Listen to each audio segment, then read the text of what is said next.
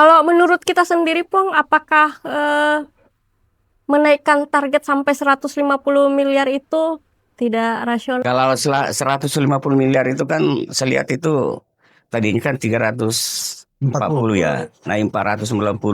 Wah, tunggu dulu, harus dihitung tepat karena Dan ada isu yang beredar bahwa nantinya PBB akan dinaikkan. Nah, ini pastinya akan memicu riak di luar sana. Bagaimana wakil rakyat menyikapi hal ini? Apabila kita lakukan perubahan di bulan misalnya Juli atau bulan Agustus, tentunya kita melabrak aturan yang mana diatur di Undang-Undang Nomor 1 Tahun 2022. nggak boleh berlaku surut. Ya, ini dia. Yang kedua masalah PBB. Ini kan PBB perlu kita sosialisasikan karena yang menjadi tanggung jawab pengumpul PAD ini kan kepala desa. Kemudian kadang camat juga dibebankan untuk penagihan PBB ini. Jangan sampai dengan naiknya PBB ini masyarakat mengatakan bahwa apa ini yang kami dapat nih dari kenaikan PBB ini? Kami kan belum merasakan.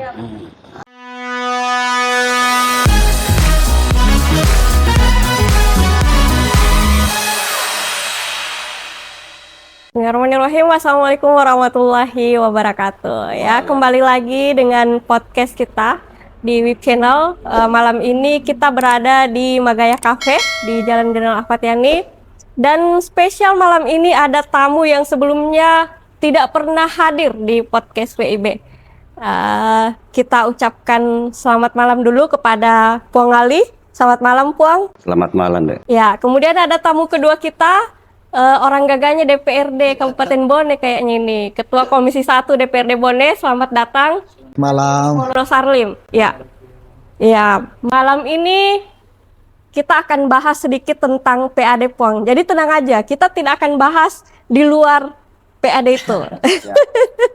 Ya, karena kebetulan Puang Ali ini beliau lama di Bapenda, Puang, ya. Beliau sebagai sekretaris Bapenda itu di tahun berapa itu, Puang, mungkin? Yang penting di Bapenda hampir 30 tahun. Ya, hampir 30 tahun di Bapenda. Jadi malam ini kita akan bahas sedikit tentang PAD, apa saja yang menjadi sumber PAD. Karena kita ketahui bahwa saat ini target PAD dinaikkan, Puang, dari di tahun ini harusnya 330 miliar ya. 340. 340. Ya, kemudian ditambahkan targetnya jadi 150 miliar. Nah, untuk lebih jelasnya kita akan langsung kepada para ahlinya, dua orang ini.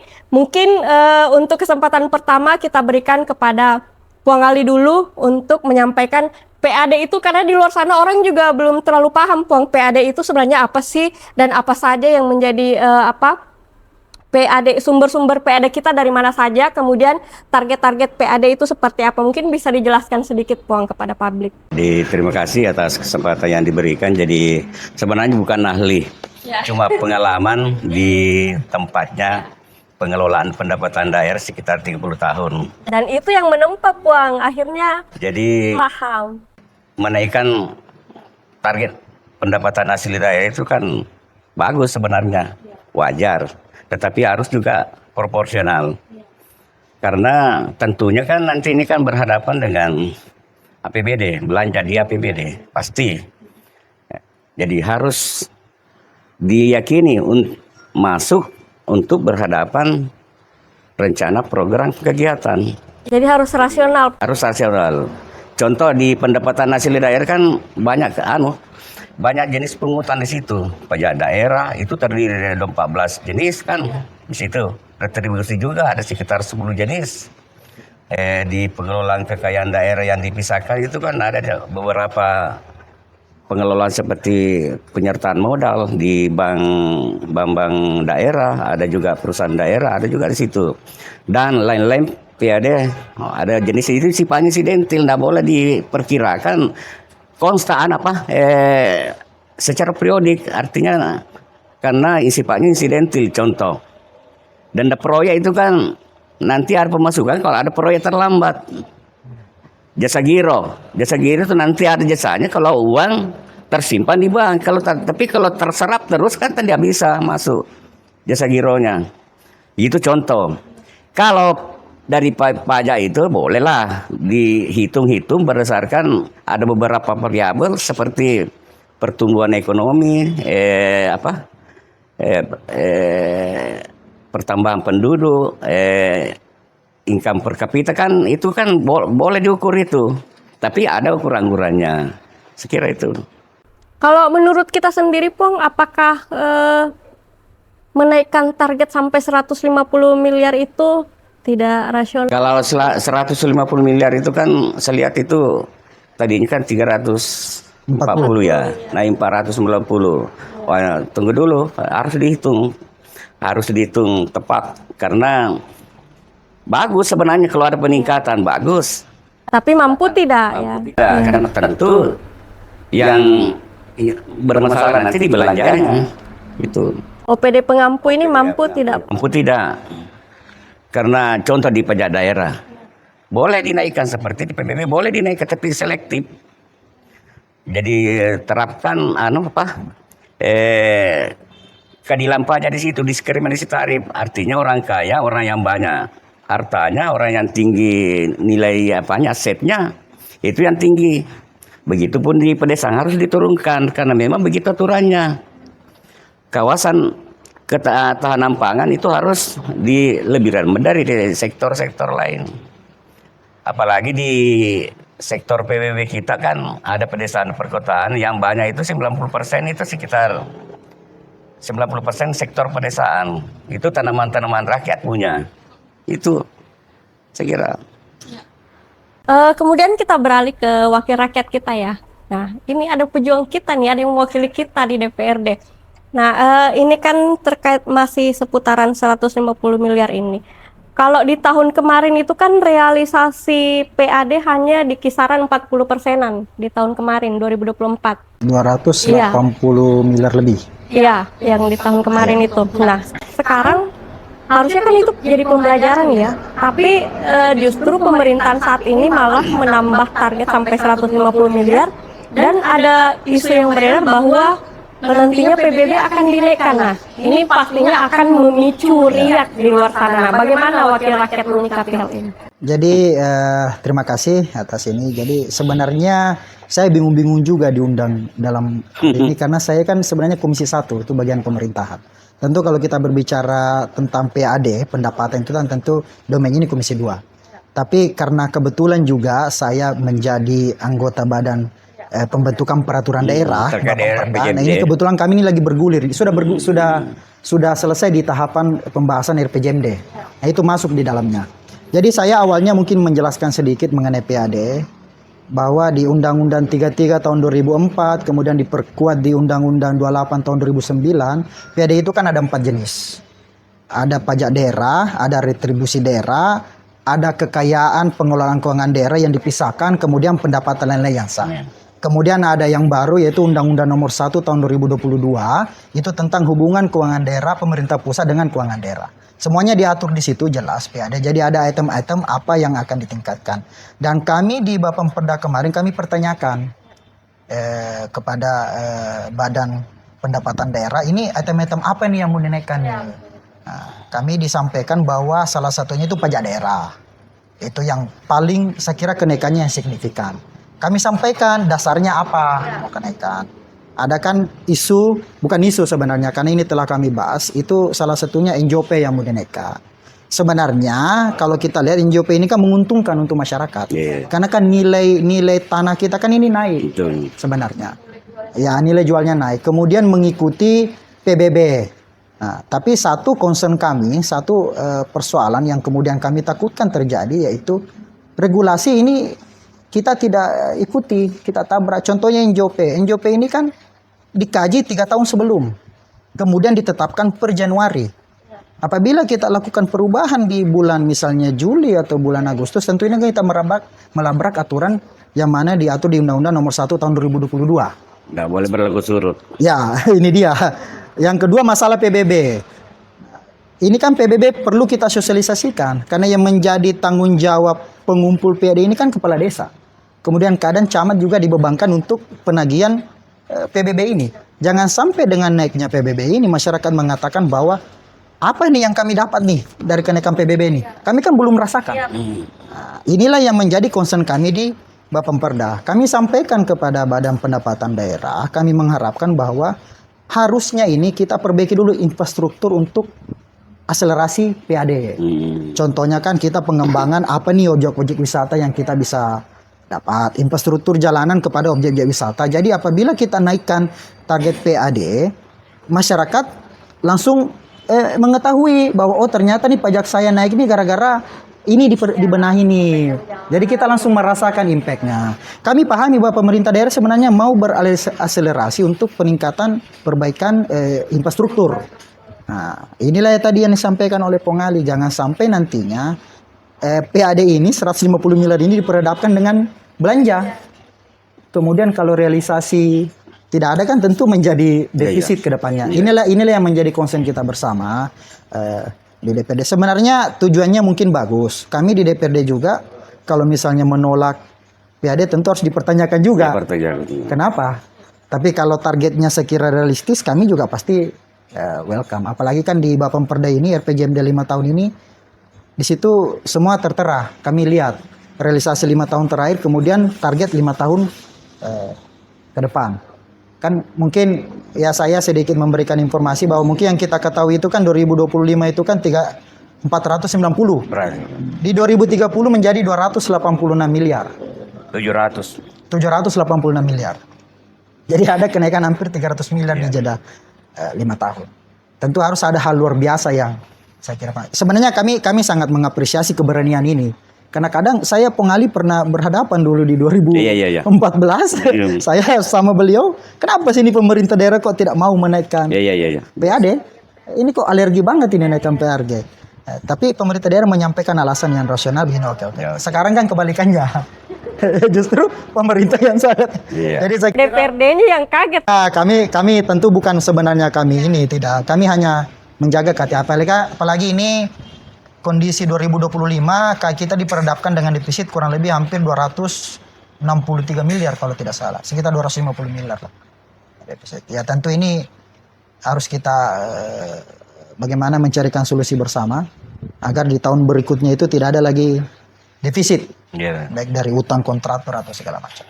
Itu mungkin dari. Ya, kita kembali ke Pongali. Gini Pong, kalau menurut Pongali sendiri mampu tidak pemerintah sebenarnya kalau menurut Pongali kan sudah lama di Bapenda nih. Menurut Pongali kebocoran paling rentan itu di mana untuk kebocoran PAD sendiri dan apa yang harus dilakukan pemerintah untuk bisa mendongkrak PAD tersebut? Jadi khusus untuk kebocoran ini banyak diretribusi. Retribusi. Jadi pungutan lepas itu. Contoh parkir, dikasih karcis, tidak dikasih karcis orang kan itu kan bocor itu. Orang kasih uang, tukang parkir, lantas tidak menyeluruhkan itu kan bocor. Karena pasti tidak masuk di karcis tuh. Contoh di objek-objek pasar begitu juga. Karena itu pungutan retribusi itu yang dipungut secara non periodik itu kalau dipungut hari ini tidak dipungut hari ini besok tidak lepas hari ini tidak bisa dipungut besok kan begitu lepaskan. Contoh masuk di parkir kita bayar tapi kita tidak dikasih karcis tapi besok ini kan kita tidak bisa tagih tidak ada tawarannya tidak sama pajak itu kan ada PPP-nya kalau tidak bayar ini hari ya besok lusa tahun depan bisa kita tagih bahkan sampai 5 tahun kadaluarsaan kan begitu. Ya. Jadi terkait dengan target ini cocok tadi pasti kaget. Iya, Pak. Karena beliau dulu kan selalu waktu ini lama waktu di PNS selalu pertanyaan kenapa Pemda tidak menaikkan targetnya. Tapi sekarang terbalik. Tapi mungkin sekarang setelah paham baru. Mungkin kelihatannya terlalu drastis. Iya, terlalu drastis. Sampai betul. 50% lebih ada sampai 60%. Iya, itu kan perlu juga dipertanyakan. Kecuali kalau ada objek baru. Contoh. Iya, betul. Di pajak daerah kan memang ada pengalihan pemungutan. Contoh kemarin opsen pajak kendaraan bermotor dengan BBNKB. Iya. Tadinya kan tinggal dibagi hasil dana transfer provinsi. Sekarang masuk di kelompok pajak daerah, pendapatan asli daerah. Itu pasti memicu persentase peningkatan. Iya. Tapi itu sudah ditargetkan di pos kalau saya lihat. Karena memang berlakunya 1 Januari 2025. Iya. Jadi itu pemicunya juga Iya. karena ada objek baru peralihan Ya. itu. Yang tidak bisa diukur ini seperti pajak penerangan jalan. Pajak penerangan jalan itu kan tergantung dari tingkat konsumsi masyarakat. Tidak boleh diprediksi begitu saja. Iya. Diproyeksi Harus melalui kajian. bisa karena PLN yang punya. Ya. Yang punya tagihannya PLN itu yang tagihannya PLN terhadap masyarakat itu yang dipajak. Jadi dasar pengenanya kan nilai jual tenaga listriknya itu harus ditahu, jangan dinaikkan sampai 50% karena kecuali kalau ada TDL, kenaikan TDL sampai 50% boleh naikkan tarifnya karena itu mengikuti inflasi. Berarti menurut Tak ini Puang, kenaikan target ini tidak melalui kajian Saya nggak atau Saya nggak tahu kajian karena memang harus dikaji, harus ada kertas Iya. kerjanya, Iya. harus ada kertas kerjanya. Dan kapan mau diberlakukan diterapkan itu karena sekarang kan bulan Juli, Iya. masa bisa capai itu? Iya, betul. Sampai yang pertama dulu dilihat berapa pencapaian pokok di posisi semester pertama. Kalau sudah mencapai 50% berarti boleh kita naikkan sampai 5%. Atau kalau lebih sedikit boleh. Kalau tidak capai 50%, jangan berani naikkan seperti itu. Kita bisa lihat berapa posisinya di bulan Juni. Karena pertengahan tahun kan pasti 50%. Iya. Minimal Sama, Puan, semester untuk ya begitu. Lihat dulu posisinya. Selain retribusi parkir, Puang, menurut Tak apa yang paling berpotensi untuk bisa digenjot di PAD? Seperti di objek pariwisata kan Pariwisata. bisa dioptimalkan, bisa lebih tingkatkan cakupannya terhadap objek-objek yang ada di Kabupaten Boleh sepanjang itu milik ada fasilitas yang disediakan oleh pemerintah daerah. Karena retribusi itu kan ada juga retribusi yang kontribusi besar itu nilai retribusi di APBD itu kan dari kesehatan, retribusi pelayanan kesehatan itu kan orang sakit pun ya, makin banyak Iya. orang sakit makin banyak Retribusi. itu kan gitu. Ini kan 30 tahun Puang ya di Bapenda, pasti Puang Ali tahu lah bahwa sebenarnya apa yang harus kita lakukan supaya memaksimalkan target PAD Jadi, tersebut. Kan yang ya tingkat pertama dulu SDM-nya. Karena kita itu memang lemah di SDM, agak lemah, agak kurang. Di Pemda ini kan berapa saja tenaga PNS itu semuanya yang lain itu kan tenaga Non-ASN. non PNS dan memerlukan ditingkatkan pengetahuannya untuk dalam rangka pengelolaan pendapatan karena biar bagaimana kan pasti digunakan tenaga-tenaga itu karena tidak ada yang lain. Ya. Betul. Jadi waktuku saya kan mestinya di PNS harus 150 PNS. Iya. Tapi pada saat itu tidak sampai 50. Dan lihat jangkauannya jadi BON itu banyak potensi, tapi potensi ini menyebar. Ya. Menyebar sama seperti pertama menyatu satu ruangan. Bandingkan Makassar dengan Bon kan paling 599. Kalau Makassar kan lebih luas kecamatan Tondra. Iya. Tidak sampai 200 km besar kan, tapi menyatu ruangannya, objek-objek penjanya gampang dijangkau. Kalau kita menyebar untuk menjadi kesana lebih besar biayanya daripada hasil yang diperoleh itu potensi menyebut semu gitu. Bagaimana dengan potensi di bidang pertambangan, Puang? Pertambangan kan, jadi pertambangan ini kan palingan kewenangan kita kan untuk memungut mineral bukan logam dan batuan, boleh. Seperti tambahan C dulu istilahnya tambahan C. Galian C. Itu bisa dinaikkan itu pajaknya. Tapi tentu juga kita harus perhatikan opsen. Sekarang ada opsen juga ke provinsi itu. Dan di kabupaten ada opsennya. Begitu. Ya, kembali ke wakil rakyat kita. Ini kok kayak tegang sekali nih wakil. Lucu ini sebenarnya dia. Jadi Tenang aja, pertanyaannya masih santai-santai sekali. Ya, ini masih terkait target PAD nih.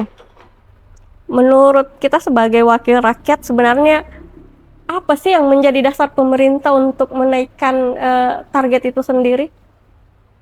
Menurut penilaian sebagai wakil rakyat nih. kami kan sudah pertanyakan ini berapa kali makanya sebenarnya pembahasan kami ini sangat alot di Bapemperda. Di RPJMD ini kan sudah tercantum termaktub di situ untuk kenaikan target PAD. Tapi ya tentu ada perubahan dari ranwal rancangan awal ke ranhir. Ranwal ini masih kalau tidak salah di 2025 itu masih di kisaran 260 miliar.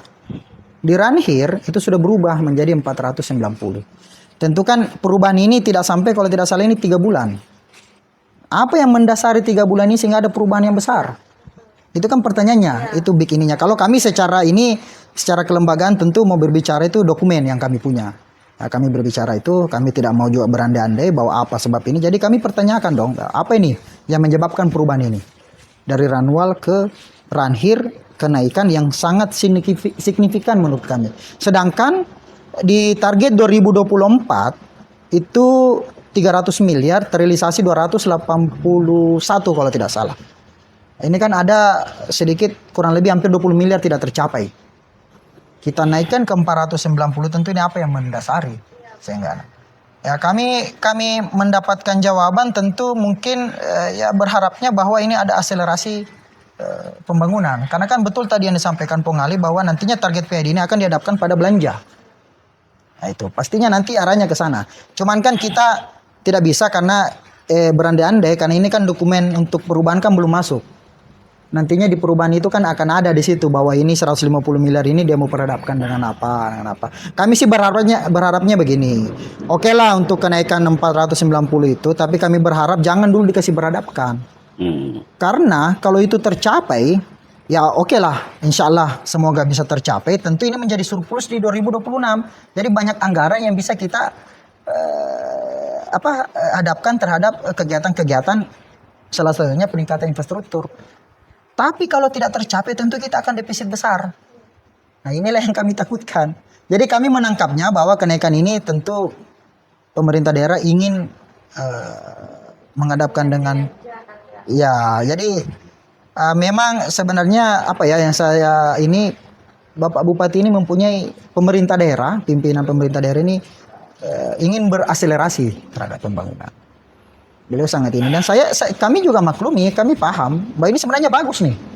Ya bang. Dari kedisiplinan pegawai yang mana ada aturan bahwa harus diabsenkan itu peningkatan etos kerja kan lumayan lah. Ya walaupun mungkin ya TPP dihilangkan ya mau gimana lagi ya. Ya kita namanya defisit tentu bagaimana lagi tapi ya harus efisiensi. Ya efisiensi ya. Ya jadi hal-hal yang begini yang sebenarnya kami ingin kesepahaman agar kenapa daerah kita ini di tahun berikutnya ini tidak ada lagi yang namanya defisit. Sebenarnya main concernnya di situ. Apa kekhawatiran kami yang paling utama itu ada di situ. Kami tidak ingin lagi ada defisit. Yang tahun 2025 ada defisit 281 ya oke lah kita tutup itu. Sekarang kan saya tidak tahu ini sampai sejauh mana ini untuk menutupinya ini.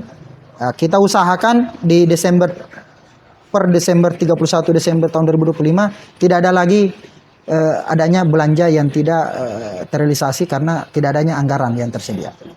Itu yang kami hindari agar tidak ada defisit 2025. Jadi sampai rela mengorbankan perjalanan dinas semua itu untuk itu wajib, itu kan impres.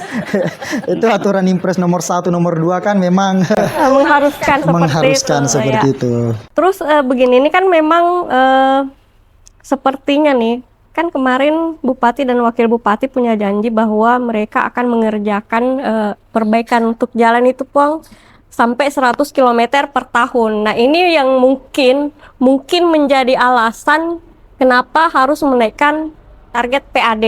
Mungkin ya menjadi salah satu alasan. Menurut kita nih sebagai wakil rakyat, apakah mungkin 100 km? Iya, 100 km per tahun. 1 km kan berapa miliar? Kita 4,5 ya. Sekitaran 4,5. 1 kilo. lengkap. Ini 100. 100 berarti kurang lebih 450 miliar. Ya. Kira-kira mampu tidak dengan Ya kita tidak boleh pesimis ya. Ya. Optimis sebenarnya. Ya tentu itulah yang tadi disampaikan Pung Ali bahwa memang kita harus mencegah kebocoran-kebocoran kalau memang kita mau cari belanja-belanja. Karena kenapa? Kita tidak boleh mengharapkan dari dana bagi hasil pemerintah provinsi. Ini kita tidak tahu ini turunnya kapan. Nah, jangan sampai seperti yang kemarin kan HUAC kita hilang karena dana bagi hasil yang tidak turun dari provinsi. Sehingga hilanglah. Nah, kan korban masyarakat. Kita tidak bisa juga mengharapkan dana daripada pusat. Karena jangan sampai ada lagi efisiensi kan tentu ditarik lagi. Kita kan ditarik ini. Nah, ini. Jadi saya rasa kemandirian kita itu bagaimana caranya kita mau pengelolaan keuangan daerah kita itu mandiri, itu ya harusnya optimalisasi PAD. Itu saja sebenarnya. Jadi apa-apa saja tadi yang disebutkan Pung Ali bahwa target-target yang ini ya itulah yang kita mau genjot nih untuk mencapai. Jadi kalau misalnya dipertanyakan 100 km ya tentu kami sebenarnya mendukung. Semoga itu bisa terjadi. Karena memang permasalahan kita di Bone 27 kecamatan, 328 desa, 44 kelurahan, memang semua masyarakat mengeluh itu adalah infrastruktur. karena katanya kurang lebih 1.600 km Puang ya jalan yang Total. Ya. Kewajibannya, artinya kewenangannya kabupaten. Iya, Ya. Nah, ini Puang pertanyaan juga nih. Menurut kita Puang dengan adanya ini kan apa ya, kembali lagi rakyat yang harus jadi korban. Karena kan otomatis kalau pajak nih pasti ke rakyat ya. Nah, begini Puang, maksud saya seperti ini. Apakah menurut Puang itu wajar-wajar saja ketika misalnya belum ada, seperti tadi yang disampaikan oleh wakil rakyat kita, rakyat belum menikmati yang namanya infrastruktur yang betul-betul bagus, tapi tiba-tiba ada kabar pajak naik. Nah, menurut kita Pong, apakah tidak ada jalan lain selain itu? Sebenarnya meningkatkan pendapatan itu wajar-wajar saja. Iya. Tapi perlu memang dari awal saya katakan untuk menerapkan tarif itu, peningkatan itu harus selektif. Jadi harus diterapkan istilahnya penerapan diskriminasi tarif dalam rangka keadilan. Itu boleh, silakan. Artinya orang kaya seperti Pak Oh, jangan. Nanda Dirismono Tidak. boleh. Amin. Kalau orang kaya atau konglomerat semuanya beliau. Ya saya orang miskin. Mungkin karena saya punya pajak, beliau harus banyak-banyak kan begitu. Dan harus diformulasi di peraturan daerah di peraturan kepala daerahnya. Itu penerapan tarifnya. Dan kedua, untuk meningkatkan kepatuhan wajib pajak kan biasa ditempuh menurunkan tarif dalam rangka meningkatkan penerimaan pajak. Contoh, tadinya kita di sini 3 toh. Iya, Pong. Pajak kita 10.000, 1 juta satu Iya. orang. Tapi tidak ada yang membayar, cuma satu, kita saja yang bayar, Iya. 1 juta saja yang masuk. Iya. Tapi kalau kita turunkan menjadi 500, Semua membayar. bayar semua. Begitu kan, menjadi 1.500 itu banyak bisa ditempuh. Termasuk juga yang lain-lain seperti perbaikan SDM, perbaikan peningkatan cakupan, sistem pemungutan, itu banyak. Di situ titik-titik kebocoran. Dan memang Bone itu untuk meningkatkan PD itu memang agak susah karena jangkauan ruang kita itu kan berjauhan. Contoh ada di sana di Palatai berapa kilometer itu untuk ditagih di sana untuk diberikan edukasi ya. Penyuluhan di sana kan jauh, memerlukan biaya besar dan mungkin lebih besar biayanya daripada hasil yang diperoleh. Begitu. Dan apalagi Bone ini kan sektor pertanian, hampir 50% barangkali kontribusinya pembentukan PDB itu kan dari sektor pertanian, tidak ada yang bisa dipungut di situ. Palingan kalau dijual dilempar keluar daerah itu kan kenanya PPN, PPH kan, ranahnya pemerintah pusat. Nah begitu. Tapi menurut Pong, di tengah kecanggihan teknologi sekarang tidak ada yang bisa dilakukan pemerintah. Apakah misalnya membuat aplikasi supaya yang jauh di sana juga bisa paham? Saya kira sekarang sudah dibangun toh, sudah mulai orangnya di Venezuela ada sudah mempelajari bekerja dengan bank salah satu bank kita untuk meningkatkan digitalisasi pengelolaan PR itu bagus. Seperti membayar pajak melalui melalui online kan boleh. Pembayaran non tunai itu yang dilakukan bagus. Bisa dikembangkan, mungkin DPR nanti bisa juga dorong mereka-mereka di sana untuk memberikan. Karena pernah ada begini Pong, saya lupa apakah ini di tahun 2017, 18 atau 19 itu pernah Bapenda keluarkan tapping box Pong ya namanya, tapping box ya itu ya betul di hotel, restoran, iya. Tapi sampai sekarang masih diberlakukan. Iya, cuma yang jadi masalahnya begini, Puang. Mereka banyak yang keberatan karena tidak semua diberikan tapping box ini. Nah, kemudian pelanggan juga mengeluh, akhirnya mengurangi pelanggan karena yang bayar pajaknya yang pelanggan itu kan, seperti itu. Jadi mereka malas makan di situ karena misalnya nih, bakso nih kan, bakso harganya 15.000, tapi karena adanya tapping box tersebut kemudian harus tambah, tiba-tiba harganya naik ya, otomatis pelanggan. Nah itu juga yang jadi masalah kemarin tuh, Pong. Jadi sebenarnya di TNI pengenanya itu, karena begini, di aturan itu kan subjek adalah pembeli. Subjek dapat dikenakan, begitu. Tapi untuk memformulasi satu harga itu dengan pajak, mestinya jangan dipisahkan. Satu kesatuan harga, ada pajak di dalamnya. Karena pasti jangan sampai di up itu harga makanannya, Pong ya. Begitu sebenarnya. Tapi tidak merata juga, Pong, karena kemarin itu cuma berapa yang itu permasalahannya karena biaya. Kan? Ya. Besar biayanya itu. Besar biayanya. Jadi untuk melakukan sama dengan untuk meningkatkan pendapatan itu 150 miliar. Kasih biaya pendapatan dinas pendapatan itu minimal 10% dong. Iya. Harus ada ini Pak, apresiasi ya. Iya, harus ada reward kan. Masa kita kerja. Iya. Langsung kan begitu harus diingat itu. Iya. Menaikkan 150 kita tidak kasih pembiayaan di sana kan. Iya, betul itu, Pong. Mereka disuruh kerja rodi tapi tidak ada enggak. Harus diingat, artinya mungkin pemerintah pimpinan kita bisa mengatensi ini untuk itu tadi. Jadi kasih suruh bekerja, kasih pendanaan. Saya kira beliau nanti bisa. Saya sebenarnya ada menarik. Tadi kan dikatakan narasinya bahwa masyarakat yang dirugikan. Sebenarnya kita tidak bisa juga membuat narasi bahwa ini masyarakat yang akan dirugikan. Justru sebaliknya. Karena kalau PAD ini naik, tentu ada belanja yang diperadabkan, yang menikmati tentu kan ini masyarakat. Karena pemerintah daerah ini, pimpinan pemerintah daerah ini lagi giatnya ini untuk seperti yang tadi disampaikan bahwa maunya itu 100 kilo per tahun. Tentu kan dikembalikan ke masyarakat. Cuman memang kita harus realistis ya. Kami di Bapemperda ini sudah melakukan studi banding, Puang. Ini ada sangat luar biasa di Makassar. Mereka ini lagi sementara merancang penarikan pajak parkir itu tidak lagi ada motor bayar 2.000, 4.000, tidak. Semua yang kendaraan bermotor mereka akan tarik 100.000 per tahun. Kendaraan mobil kalau tidak salah 150. Ini lagi dikaji. Tapi mereka belum diterapkan tapi belum. Tapi kan mereka ada badan tersendiri PD parkir. Jadi Bapenda ini tidak lagi diberikan tugas untuk penarikan ataupun retribusi daerah, tapi ini ada PD parkir yang menangani persoalan itu. Jadi saya kira sudah tertata rapi dan kami berharap tentunya mungkin kita melakukan studi banding lah. Hal-hal yang positif tentu kita harus adaptasi. Karena sebenarnya persoalan ini kan begini, kita kan malas juga ya kalau setiap misalnya ke salah satu swalayan atau apa pindah lagi 2.000, pindah lagi 5.000 apa kan. Tapi kalau ada yang fleksibel saya kira kalau secara ini kita kan berpikirnya bahwa ternyata tidak terlalu berat. Dan tentu masyarakat juga kami untuk peningkatan perkembangan daerah kita tentu harus sadar pajak.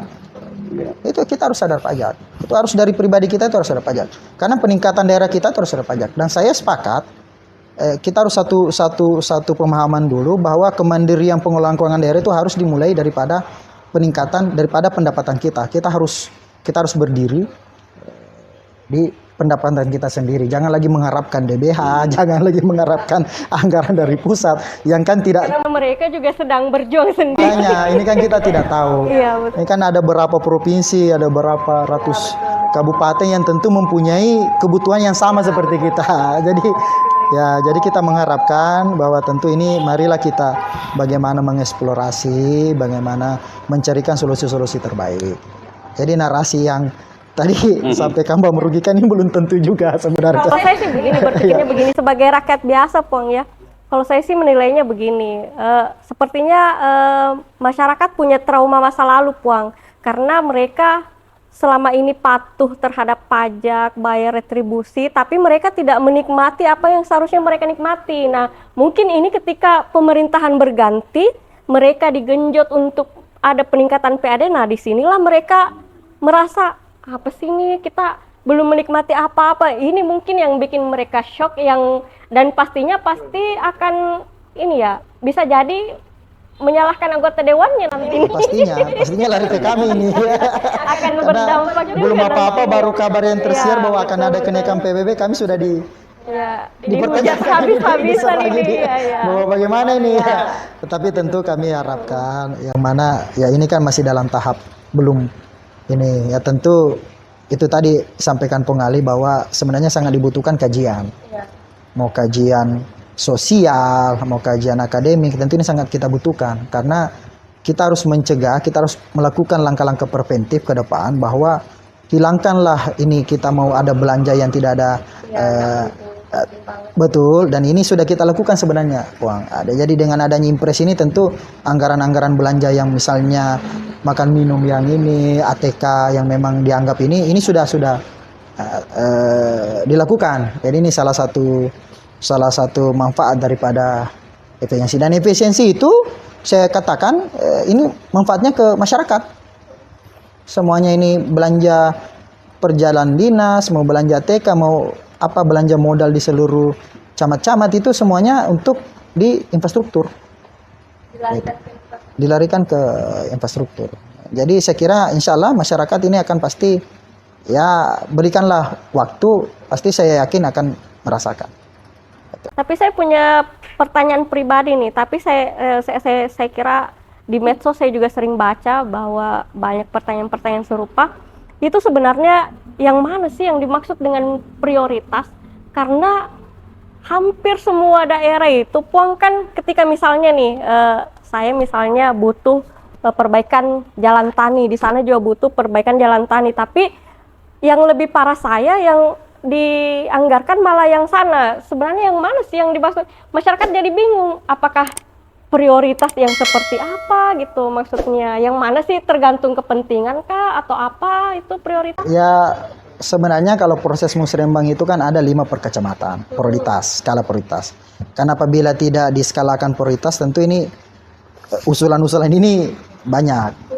Ya tentu kalau usulan daripada hasil musrembang dari pemerintah daerah tentu mereka memfilter nih yang mana nih. Dari kelurahan yang mana nih membutuhkan paling prioritas. Sehingga menjadi usulan kecamatan. Kemudian usulan kecamatan dilanjutkan ke usulan kabupaten.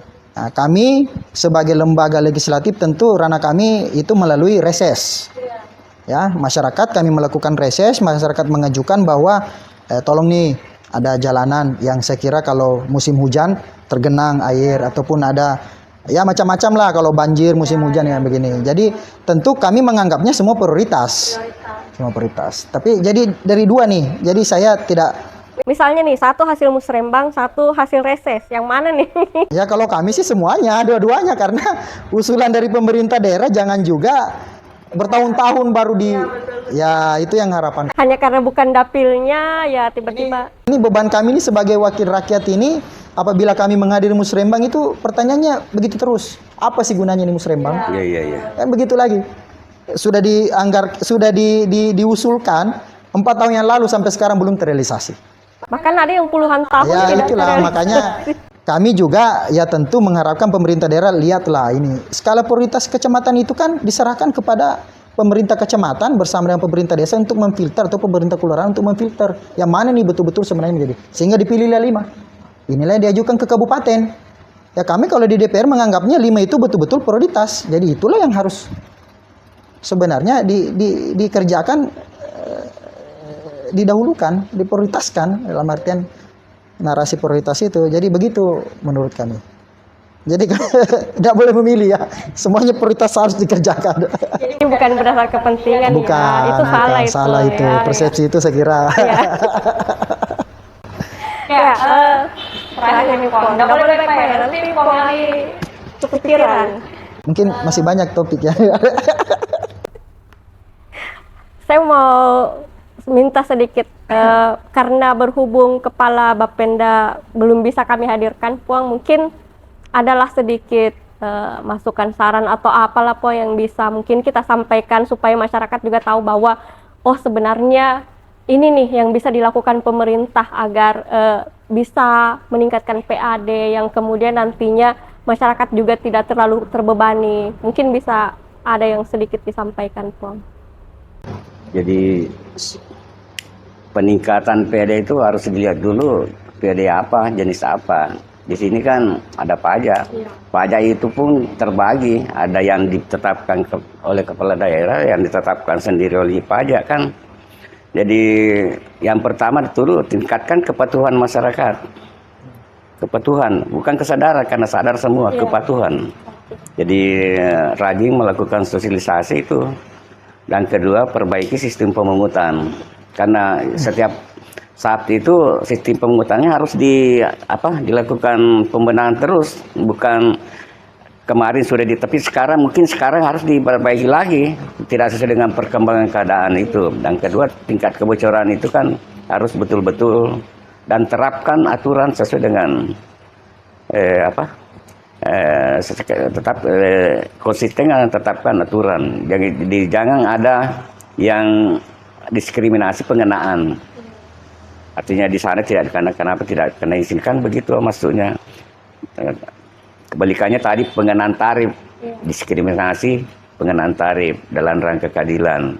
Ya itu juga harus ditempuh, menurunkan tarif, menurunkan pengenaan dalam rangka meningkatkan. Jadi sama yang ditempuh provinsi itu kan ada namanya pembebasan tunggakan. Oh ya, pajak Puang. Kalau tidak dibebaskan, banyak yang menunggak, tidak mau bayar karena banyak.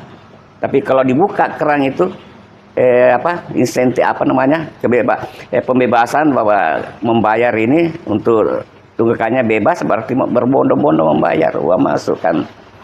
Itu tujuannya dilakukan oleh pemerintah untuk menurunkan tarif untuk meningkatkan penerimaan pajak. Jadi kebetulan ini kepala dipendekan baru, beliau juga mungkin masih proses ini juga, Pong. Tapi saya tidak ragukan beliau, itu kan adik-adik saya semua, artinya adik-adik saya, artinya saya kini integritasnya juga ya bolehlah. Pasti dia perhatikan semua staf-staf di sana yang bisa bekerja dan meningkatkan SDM supaya itu diperhatikan. Dan perlu kita perhatikan bersama itu dalam rangka proyek peningkatan ini, peningkatan PAD harus didukung dengan pendanaan. Perhatikan itu, karena banyak saya lihat yang kolektor-kolektornya itu, Pong. Contoh, mencegah kebocoran itu perbaiki penghasilannya. Kan tidak ada penghasilannya, itu yang tugas, tidak ada gaji tertentunya kan. Pasti untuk ambil dari sini. Betul, Pong. Mungkin lebih besar masa dia di kantornya daripada, karena memang tidak tertata. Saya kira itu seperti itu harus dibenahi ke depan. Jadi pasti pemerintah daerah melihat semuanya, tetapi ya memerlukan waktu-waktu agak-agak lama untuk membenahi semuanya itu. Dan perlu dukungan baik di eksekutif maupun di masyarakat sendiri, karena legislatif maupun di masyarakat sendiri. Intinya pemerintah juga butuh kreativitas ya, Pong, supaya bisa. Saya kira begitu. Tapi lihat dulu memang tadi itu yang mau diperbaiki pemasukannya kan utamanya pajak dan membenahi yang sudah ada dulu. Nah, satu juga saya soroti kemarin itu terkait dengan pengelolaan kekayaan daerah yang dipisahkan setelah di RPJMD itu stagnan. Iya, Pong.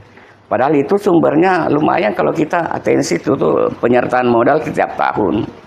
Di rumahnya di bank salah satu tidak usah kita sebutkan di bank daerah kan harus ditambah itu karena kalau daerah lain menambah pasti DPD kita turun karena persentasenya merendah. Bayangkan coba kita dapatkan 15 sampai 17 IM 1 tahun kan lumayan. Tapi kalau ditambah pasti naik. Tapi kalau turun tidak ditambah, daerah lain tambah pasti kita turun. Begitu. Saya lihat proyeksinya tidak bertambah di 5 tahun ke depan. Berarti itu perlu diatensi juga. Masih ada Pak? Nah, ini juga di lain PAD. Di lain PAD itu saya lihat ada peningkatan. Pendapatan lainnya sah. Padahal di situ insidentil betul. Contoh tahun ini dianggarkan penjualan mobil, kendaraan. Dedam kendaraan tuh dilelang. Dianggarkan umpamanya 500 juta. Tahun depan kan pasti tidak ada. Masa tiap tahun mau menjual pasti turun. Jadi jangan ditargetkan naik. Lihat posisinya pada saat itu. Keadaan apa yang akan terjadi. Contoh juga ada denda proyek makin bagus tidak ada denda kan masih bagus, makin bagus pekerjaan. Tidak ada pelanggaran aturan, pelanggaran kontrak. Lihat juga di situ jangan anggarkan banyak. Karena merencanakan orang yang melanggar jadwal proyek. Sama dengan jasa giro. Jasa giro di bank itu kan harus uang tersimpan kan tidak baik. Tapi ada jasa gironya. Ada jasa gironya masuk di kas daerah, tapi pemerintah daerah kan, pemerintah pusat kan harus menyerap dana. Begitu masuk, serap. Begitu masuk, tidak bisa masuk jasa gironya. Karena tidak tertinggal. Kecuali kalau mengendapkan, pasti ada jasa gironya. Tapi tidak serap, tidak terserap. Pasti DPR juga menegur, kenapa tidak terserap. Itu potensi seperti itu harus diperhatikan. Jangan ditargetkan begini. Lihat dulu keadaan apa yang akan terjadi pada saat itu. Kalau pajak daerah boleh kan ada variabel baku yang berhadapan. Contoh kalau Nopiena umpamanya seperti pajak hotel, tarifnya kan 10%. Tadinya 500.000, tapi wajib pajak naikkan 1 juta menjadi 100.000, kan begitu. Itu namanya penetapan wajib pajak namanya. Gitu. Yang jelas tingkat kepatuhan masyarakat harus diperhatikan. Tapi bukan kesadaran ya kepatuhan. Bukan kepatuhan, kan kita kan sadar gitu. Patuhi yang semua. Oke.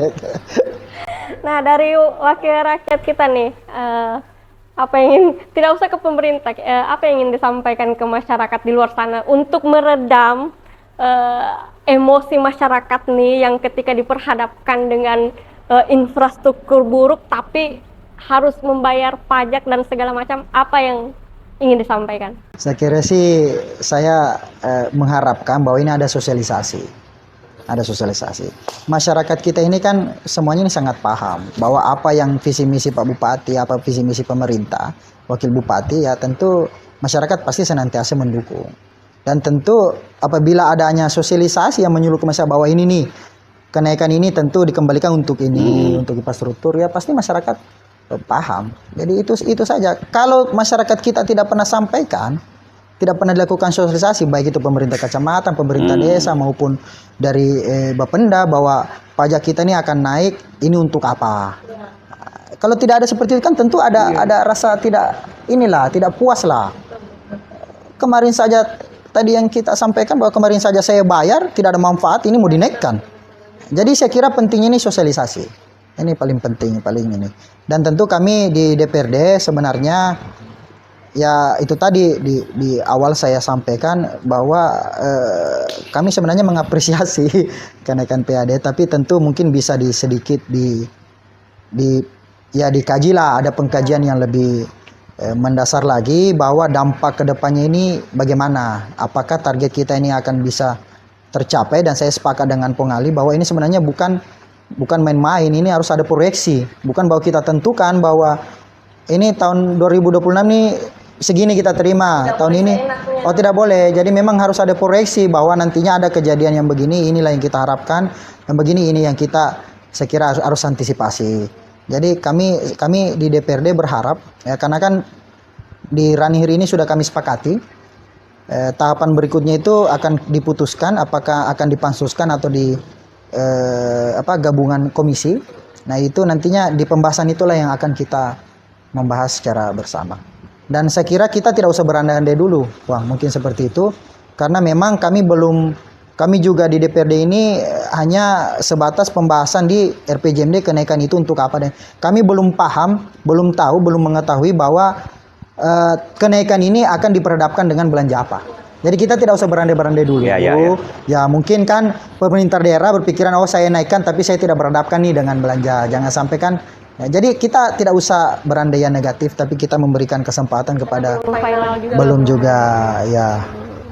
Ya, masih ada yang ingin sampaikan? Saya kira lagi di podcast.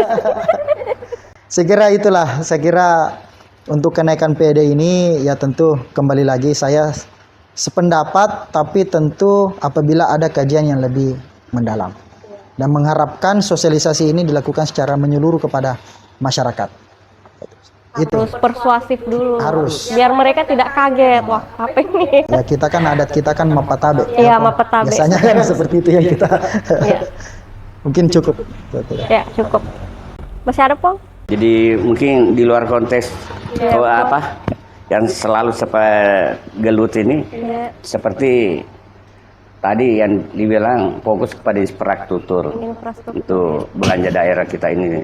Ya itu bagus, karena kita ini harus memang belajar karena itu tadi Undang-Undang Nomor 1 tahun 2022 itu kan tahun 2027 itu kan harus tidak boleh toleransi lagi 40% dari infrastruktur setelah dikurangi. Iya betul Pak. Belanja tertentu ya, betul, itu termasuk dikurangi belanja pegawai.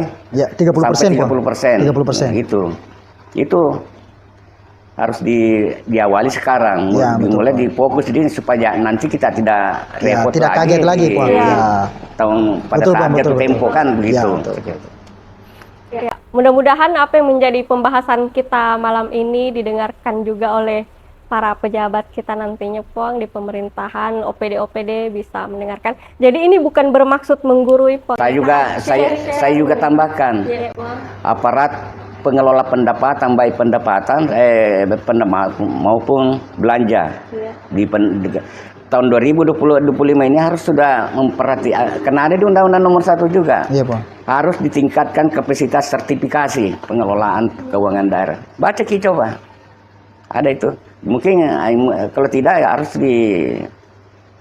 mungkin Pak Ananda mengingatkan tahun 2000 ada di situ. Artinya 2025 itu karena di undang-undangnya 3 tahun setelah undang-undang ini semua pengelola keuangan baik pendapatan maupun di belanja harus disertifikasi yang ditangani oleh badan sertifikasi yang ditunjuk oleh pemerintah pusat. Ini begitu. Cukup, Pong? Ya. Terima kasih banyak, Pong, sudah hadir di sini. Ini semuanya spesial sekali karena sudah berapa kali ya kita mengundang beliau untuk hadir, dan alhamdulillah karena katanya ada beliau hadir juga, jadi Pong Ali.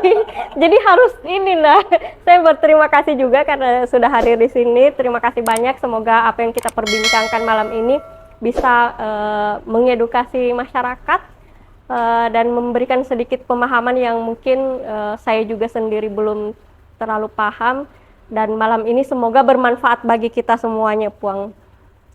Teruntuk untuk Cafe Magaya, terima kasih sudah memfasilitasi tempatnya. Terima kasih Kanda Ernida Mahmud sudah memberikan tempat di sini. Sekian, wassalamualaikum warahmatullahi wabarakatuh. Waalaikumsalam.